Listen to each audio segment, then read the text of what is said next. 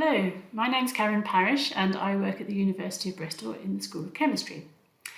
Most of my teaching is in the teaching labs, and I'm going to talk to you today about something I've been working on with second year students called Fatbergs, Learning the Principles of Experiment Design.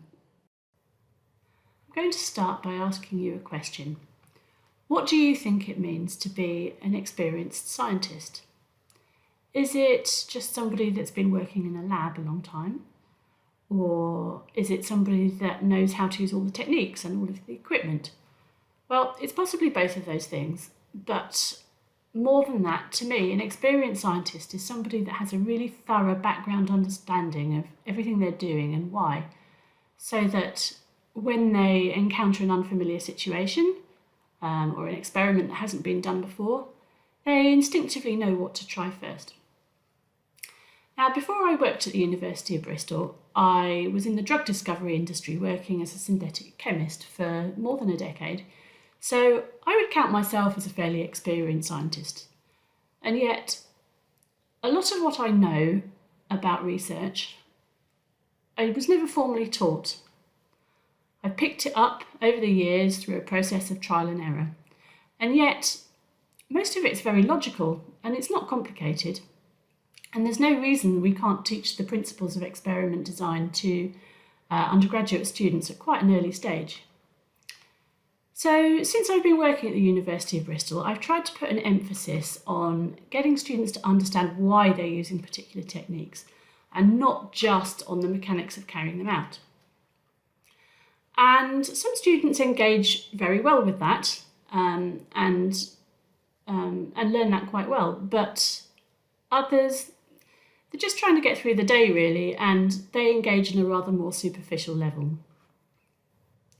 So to try to address this, a year or so before COVID, we introduced a problem-based learning experiment into our second year, where students in groups are asked to take Fatbergs and convert them into biodiesel, measure their composition and their physical properties.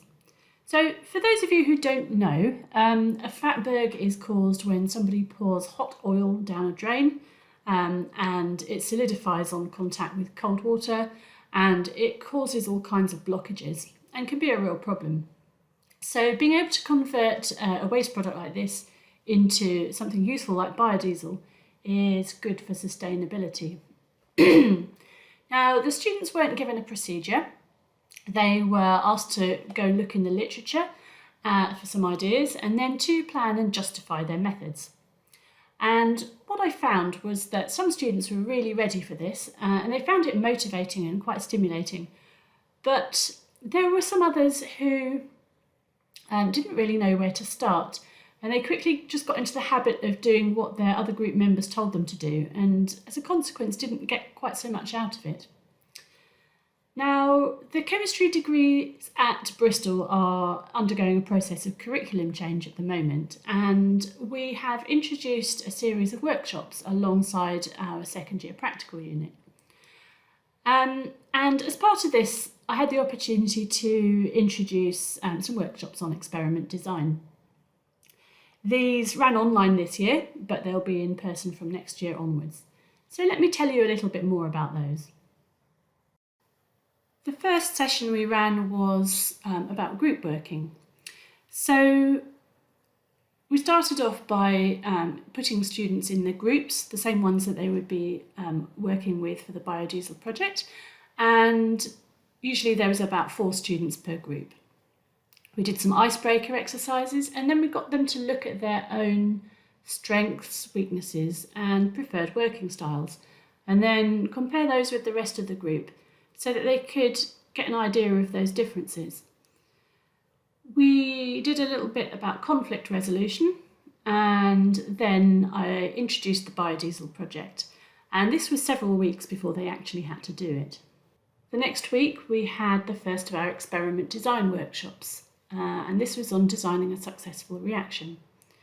Now, because we were still working online, I put together some videos exploring some areas that students should consider. So, for example, choosing a suitable solvent, a suitable acid or base catalyst, thinking about appropriate equipment to use and whether to use inert conditions or not. It covered monitoring reactions and how to go about choosing suitable workup and purification methods. So following those videos, we had a workshop, and in those workshops, students were put into groups and given a reaction sequence on paper and asked to plan in their groups how they would do it in reality. So considering all of those things that I just mentioned. Once they had developed their ideas, I got the groups to pair up, and each group had to justify their plans to another group who would hopefully challenge them on it a little bit. And following that, we all came back into the main room to go through some of those problems and get contributions from the whole group.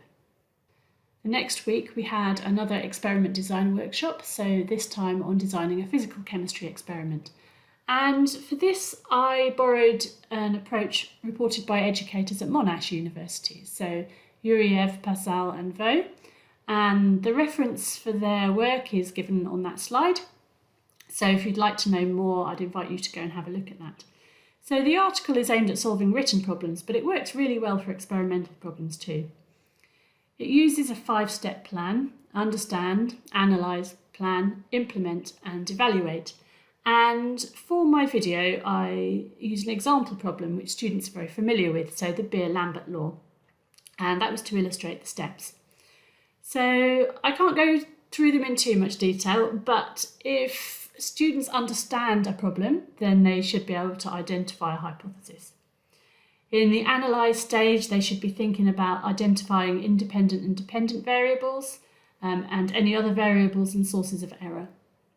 In the planning stage, they should be thinking about controlling the independent variable, measuring the dependent variable, and all other aspects of everything that they're going to do.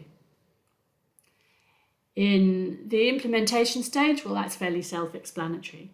And in the evaluation stage, students should be examining their data and working out whether it's sensible and whether anything needs repeating.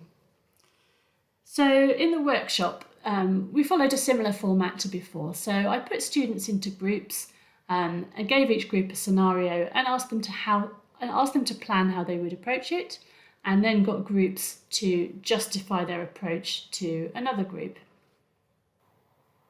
Following this, the students were let loose on the biodiesel experiment. They were given a letter from a fake sewage company asking them to develop a method to turn Fatbergs into biodiesel. They were given the general equation for the reaction, and that's shown here, and they were asked to look in the literature and select 2 promising methods to try out in the lab. They were also asked to design a way to investigate the physical properties of the fuel they made, so the cloud point, which is basically the freezing point, and also the viscosity dependence on temperature. Now, after they'd presented their plans to a demonstrator, they then carried them out in the lab. But don't worry, we used fake Fatbergs for this one, not real ones. So the beauty of this experiment is it's very simple. It's a simple equation they can all understand, and it's a reaction that can be done quite quickly, and it can use a range of different variables. So you can change the alcohol, you can change the catalyst. There are lots of methods available in the literature, and a good proportion of them are suitable to be carried out in the teaching lab. You can monitor the reaction by TLC, and you can analyse the products by NMR or GCMS. And the physical chemistry can be done using quite crude equipment that you can make available to a whole lab in one go. So it's quite well suited for a problem-based learning experiment. I'll finish off with a quick slide about outcomes, and this was measured via a questionnaire. So compared to a regular experiment, on average our students said that they didn't find this experiment easier or more difficult, so it was roughly the same. The majority of students said that they learnt more than one of the regular experiments, and they were more confident of their own abilities as an experimental chemist afterwards. So 66% of students agreed with that, compared to only 3% who disagreed. Thank you for listening.